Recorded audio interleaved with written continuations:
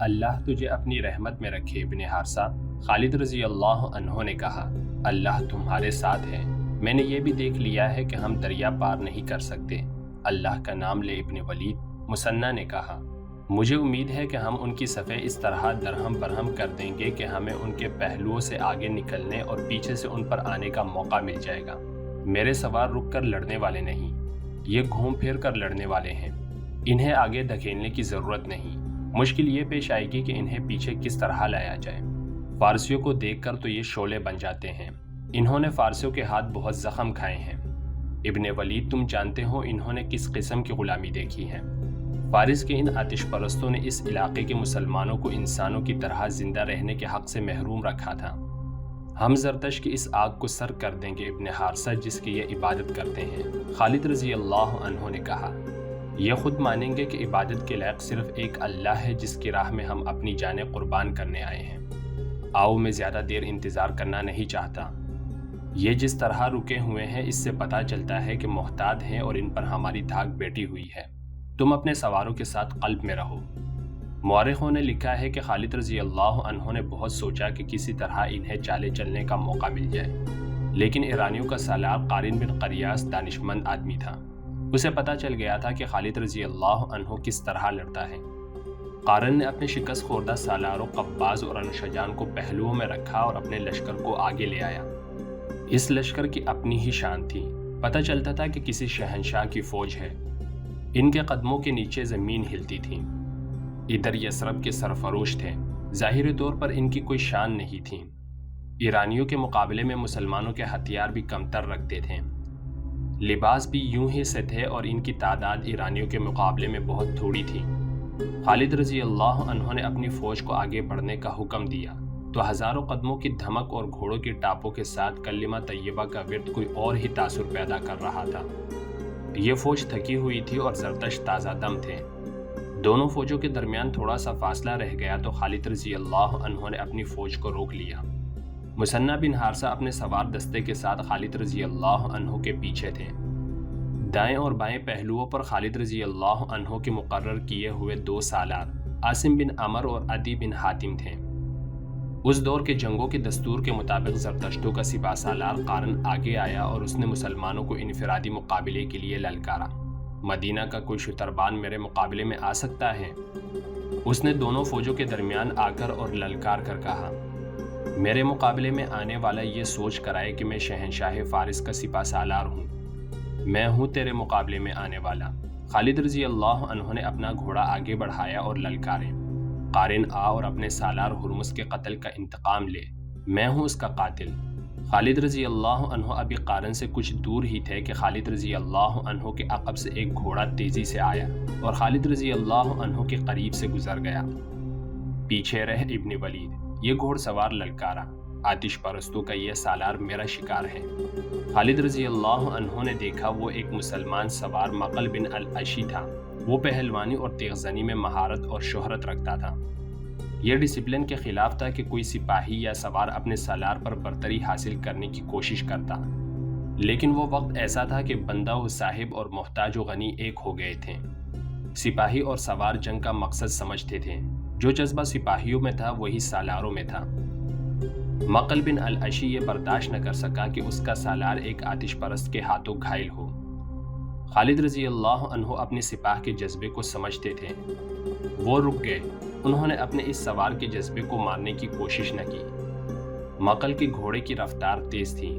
گھوڑا ایرانیوں کے سالار قارن بن قریاس سے آگے نکل گیا۔ مقل نے آگے جا کر گھوڑے کو موڑا اور قارن کو للکارا۔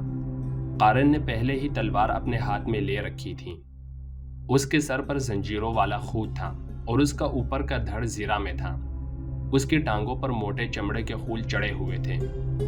اس کے چہرے پر انتقام کے تاثرات کے بجائے تکبر تھا، جیسے لوہے اور موٹے چمڑے کا یہ لباس اسے مسلمان کی تلوار سے بچا لے گا۔ قارن نے اپنے گھوڑے کی بھاگ کو جھٹکا دیا۔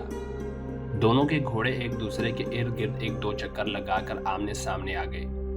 اے آگ کے پوجنے والے، مقل نے بڑی بلند آواز سے کہا، میں سپاہی ہوں، سالار نہیں ہوں۔ قارن کے چہرے پر رونق کے آثار اور زیادہ نمایاں ہو گئے۔ دونوں گھوڑے ایک دوسرے کی طرف بڑھے، ان کے سواروں کی تلواریں بلند ہوئی۔ पहले वार में तलवारें एक दूसरे से टकराईं और दोनों सवार पीछे हट गए। घोड़े एक बार फिर एक दूसरे की तरफ आए। तलवारें एक बार फिर हवा में टकराईं। इसके बाद घोड़े पीछे हट हट और घूम घूम कर एक दूसरे की तरफ आए। दोनों सवार एक दूसरे पर वार करते रहे। आखिरी बार कारन ने तलवार बुलंद की। मकल ने वो वार रोकने की बजाय उसकी बगल को नंगा देखा तो तलवार बर्छी की तरह उसकी बगल में इतनी जोर से मारी कि तलवार कारन के जिस्म में दूर तक उतर गई। कारन की इसी हाथ में तलवार थी जो उसके हाथ से छूट गई। कारन घोड़े पर एक तरफ को झुका। मकल ने अब उसकी गर्दन देख ली, जिससे कारन के आहनी खूद की जंजीरें हटकर पीछे को लटक आई थीं। मकल ने पूरी ताकत से गर्दन पर ऐसा वार किया कि तकब्बुर और रऊनत से अकड़ी हुई गर्दन साफ कट गई। मुसलमानों के लश्कर से दादो तहसीन और अल्लाहु अकबर के नारे रात की तरह कड़कने लगे। कारन बिन करियास का सर जमीन पर पड़ा था। उसके जंजीरों वाले खूद के नीचे उसकी हैसियत के मुताबिक 1,00,000 दरहम की हीरो वाली टोपी थी। ऐसी ही टोपी हुरमस के सर पर भी थी। कारन का बाकी धड़ घोड़े से लुढ़क गया, लेकिन उसका एक पांव रकाब में फंस गया। मकल ने कारन के घोड़े को ठुड्डा मारा। घोड़ा कारन के जिस्म को घसीटता दोनों फौजों के दरमियान बेलगाम दौड़ने लगा। ईरानियों के लश्कर पर मौत का सन्नाटा तारी था। आतिश परस्तों के सफ़ों से 2 घोड़े आगे आए। कौन है हमारे मुकाबले में आने वाला? इन 2 में से एक घोड़सवार ललकारा, हम अपने सिपा सालार के खून का इंतकाम लेंगे। मैं अकेला दोनों के लिए काफ़ी हूँ। खालिद रजी अल्लाह अन्हु ने दुश्मन की ललकार का जवाब दिया और ईड़ लगाई। उन्हें ललकारने वाले दोनों ईरानी सालार कब्बास और अनुशजान थे। अचानक खालिद रजी अल्लाह अन्हु के अक़ब से 2 घोड़े आए जो उसके दाएं बाएं से आगे निकल गए। खालिद रजी अल्लाह अन्हु को एक ललकार सुनाई दी, पीछे हो वलीद के बेटे, इन दोनों सालारों ने हमारे हाथ देखे हुए हैं, अब हम इन्हें भागने की मोहलत नहीं देंगे। खालिद रजी अल्लाह अन्हु के लश्कर के दूसरे सवार ने कहा। खालिद रजी अल्लाह अन्हु ने देखा ये दोनों सवार जो उसके करीब से गुजरकर दुश्मन के मुकाबले पर चले गए थे, उसके लश्कर के दाएं और बाएं पहलू के सालार आसिम बिन अमर और अदी बिन हातिम थे। इन दोनों ने कपड़ों का लिबास ज़ेबतन कर रखा था और वो जिनके मुकाबले में गए थे वो सर से पांव तक लोहे में डूबे हुए थे। मुसलमान सालारों को अपने अल्लाह पर भरोसा था और आतिश परस उस ज़िरा पर यकीन रखते थे जो उन्होंने पहन रखी थी। उन्हें मालूम न था कि तलवार के वार को आहन नहीं अकीदा रोकता है। दोनों तरफ तजुर्बाकार सालार थे जो तेगज़नी की महारत रखते थे। उनकी तलवारें टकराने लगी। मुसलमानों की तलवारें आतिश परस्तों की ज़िरा को काटने से कासिर थीं, इसलिए वो मोहतात होकर वार करते थे ताकि तलवारों की धार को नुकसान न पहुंचे। आसिम और आदि इस ताक में थे कि दुश्मन को कोई नाजुक और गैर महफूज जिस्म का हिस्सा सामने आए तो वो मकल की तरह वार करें। आखिर उन दोनों ने बारी बारी मकल की ही तरह अपने अपने दुश्मन के करीब जाकर उन्हें मौका दिया कि वो ऊपर से तलवार का वार करें। आतिश परस्तों के सालारों ने वही गलती की जो कारन ने की थी। उन्होंने बाजू ऊपर किए और तलवारें उनके बगलों में दाखिल हो गई और दोनों की तलवारें गिर पड़ी। खालिद रजी अल्लाह अन्हु ने जब देखा कि ज़रदश्तों का सिपा सालार मारा गया है और उसके बाद उसके दोनों सालार भी जिन्हें अपने लश्कर को मुनज़्ज़म तरीके से लड़ाना था मारे गए हैं, तो खालिद रजी अल्लाह अन्हु ने अपने लश्कर को हमले का हुक्म दे दिया। ईरानियों के लश्कर में वो सिपाही भी शामिल थे जो अपने दिलों पर मुसलमानों की दहशत लिए हुए जंग सलासल से भागे थे। अब उन्होंने अपने 3 सालारों को मरते देखा तो उनकी दहशत में इजाफा हो गया। उन्होंने ये दहशत अपने सारे लश्कर पर हावी कर दी। लश्कर का हौसला तो पहले ही मजरूह हो चुका था। ये लश्कर मुकाबले के लिए बहरहाल तैयार हो गया।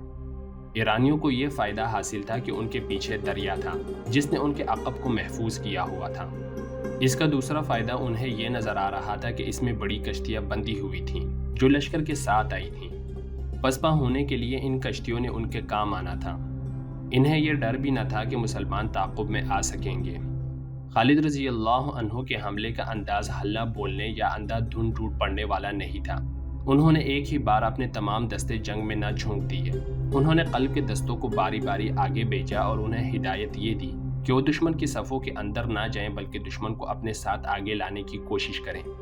इसके साथ साथ खालिद रजी अल्लाह अन्हु पहलुओं को इस तरह फैलाते चले गए कि वो दुश्मनों पर पहलुओं से हमला कर सकें। दुश्मन के सिपा सालार और 2 सालारों की लाशें घोड़ों के सीमों तले कुचली मसली गई थीं। ये फारस की शहंशाही का गरूर था जो मुसलमानों के घोड़े तले कुचला जा रहा था। इस सूरत हाल में आतिश परस्तों के हौसले मर चुके थे, बेदार नहीं हो सकते थे। मुसलमानों के नारे और उनकी ललकार उनके पांव उखाड़ रही थीं। زرتش کے پجاریوں، اللہ کو مانو، ہم ہیں محمد صلی اللہ علیہ وسلم کے شیدائی، اور اللہ اکبر کے نعروں سے فضا کانپ رہی تھی۔ جوش و خروش تو مثنہ بن حارثہ کے سواروں کا تھا، ان کی للکار الگ تھلگ تھی، اپنے غلاموں کی ضرب دیکھو، آج ظالموں سے خون کا حساب لیں گے، بلاؤ اور شیر کو، زرتش کو آواز دو۔ ایرانی سپاہ کے حوصلے جواب دینے لگے۔ ان کی دوسری کمزوری نے ان کے جسم توڑ دیے۔ یہ کمزوری ان کے ہتھیاروں کا اور زیرہ کا بوجھ تھا، وہ تھکن محسوس کرنے لگے۔ خالد رضی اللہ عنہ نے جو اپنی سپاہ کے ساتھ سپاہیوں کی طرح لڑ رہے تھے، بھانپ لیا کہ آتش پرست ڈھیلے پڑتے جا رہے ہیں۔ انہوں نے جس شدت سے مقابلے اور جوابی حملوں کا آغاز کیا تھا، اس شدت میں نمایاں کمی نظر آنے لگی تھی۔ خالد رضی اللہ عنہ نے اپنے قاصد پہلوؤں کے سالاروں عاصم بن عدی کی طرف اس حکم کے ساتھ دوڑا دیے کہ اپنے اپنے پہلوؤں کو اور باہر لے جا کر بیک وقت دشمن کے پہلوؤں پر حملہ کریں۔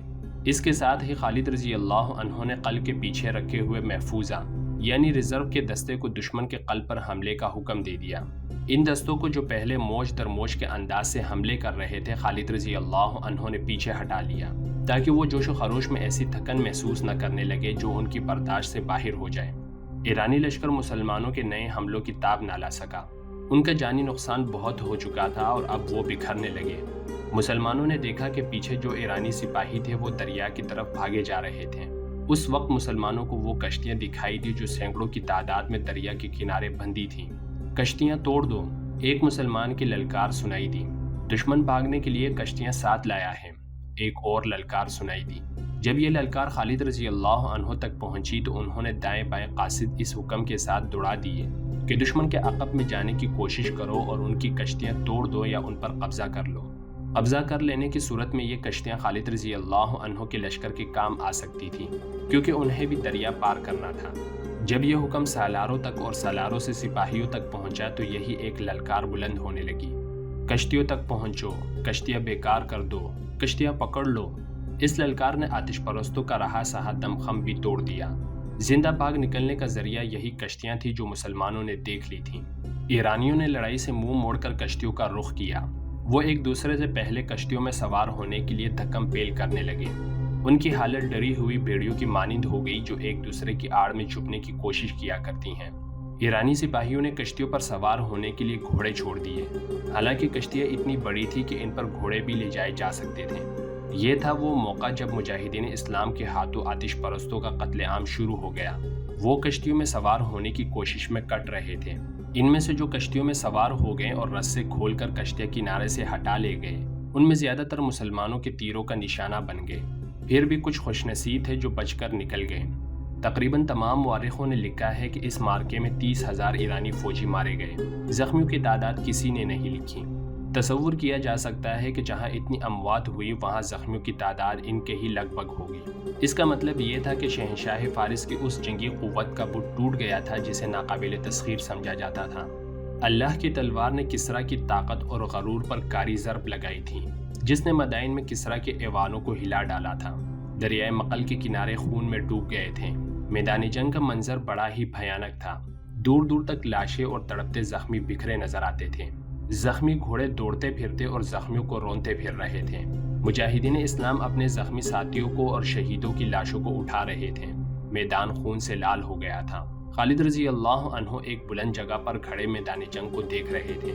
ایک طرف سے ایک گھوڑ سوار گھوڑے کو سر پر دوڑاتا آیا۔ اس نے خالد رضی اللہ عنہ کے قریب آ کر گھوڑا روکا۔ وہ مثنہ بن حارثہ تھے۔ گھوڑا خالد رضی اللہ عنہ کے پہلو کے ساتھ کر کے مثنہ گھوڑے پر ہی خالد رضی اللہ عنہ سے بغلگیر ہو گئے۔ ابن ولید، مثنہ نے جذبات سے لرزتی ہوئی آواز میں کہا، میں نے آج مظلوم مسلمانوں کے خون کا انتقام لے لیا ہے۔ ابھی نہیں ابن حارثہ، خالد رضی اللہ عنہ نے بڑے سنجیدہ لہجے میں کہا، ابھی تو ابتدا ہے، ہمارے لیے اصل خطرہ اب شروع ہوا ہے۔ کیا تم نے ان کشتیوں کی تعداد نہیں دیکھی؟ کیا تم نے نہیں دیکھا کہ یہ کشتیاں کتنی بڑی اور کتنی مضبوط تھیں؟ اور تم نے یہ بھی دیکھا ہوگا کہ فارسیوں کے پاس ساز و سامان کس قدر زیادہ ہیں۔ ان کے وسائل بڑے وسیع ہیں۔ ہم اپنے وطن سے بہت دور آ گئے ہیں۔ ہمیں اب انہی سے ہتھیار اور رسد چھین کر اپنی ضرورت پوری کرنی ہے۔ یہ کام آسان نہیں ہے ابن حارثہ، اور میرے لیے یہ بھی آسان نہیں ہے کہ میں ان دشواریوں اور محرومیوں سے گھبرا کر یہیں سے واپس چلا جاؤں۔ ہم واپس نہیں جائیں گے ابن ولید، مثنہ نے پرعزم لہجے میں کہا۔ ہمیں کس طرح کی ایوانوں کی اینٹ سے اینٹ بجانی ہے۔ ہمیں ان آتش پرستوں پر یہ ثابت کرنا ہے کہ جھوٹے خدا کسی کی دستگیری نہیں کر سکتے۔